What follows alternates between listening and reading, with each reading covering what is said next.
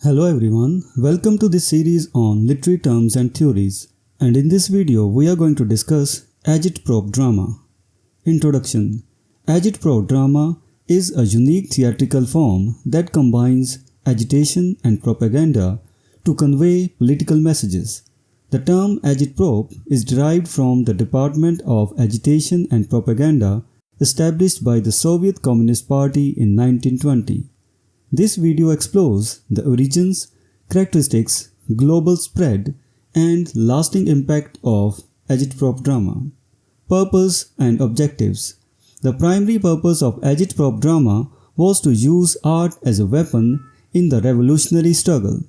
By mobilizing culture, the agitprop department sought to important societal issues and educate the masses. Cine trains and boats travelled across the country showing short agitational films, while colourful posters carried stirring slogans to engage the public. The Blue Blouse Movement. The Blue Blouse Movement, named after the industrial clothing worn by workers, was a significant development in agitprop drama. This movement drew on visual forms, traditional folk art, and avant-garde techniques to create accessible and popular forms of theatre. Blue blouse troupes typically performed in unconventional venues such as pubs, clubs, wagons and platforms. They used colloquial language and music to present political analysis in a cartoon-style format known as living newspapers. These performances were characterized by their physicality, flexibility and mobility, relying on simple costumes, minimal props, and little or no scenery. Characteristics of agitprop drama. Agitprop drama was known for its physical, flexible, and mobile nature. Performances were often held in non-traditional venues and relied on striking but simple costumes and minimal props. The troupes worked collectively to create a new style of performance that matched their non-literary, non-naturalistic approach. Predominantly amateur, these groups reached the height of their influence in the mid-1920s before being overshadowed by the rise of official, dogmatic socialist realism. Global spread and influence. Following the Russian Revolution, agitprop drama spread to Europe, Scandinavia, and America through visits by Soviet companies and the international communist movement. Each country adapted the imported model to its local traditions and political contexts. Germany had one of the most powerful agitprop movements outside the Soviet Union until it was suppressed by Nazism.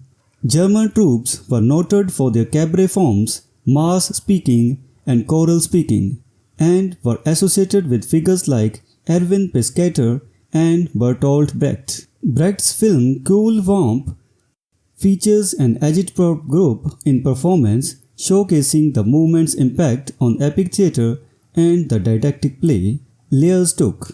Agitprop in Britain and the USA. In Britain, the workers' theatre movement spawned the influential Unity Theatre, which later evolved into the professional theatre workshop led by John Littlewood and Ivan McCool.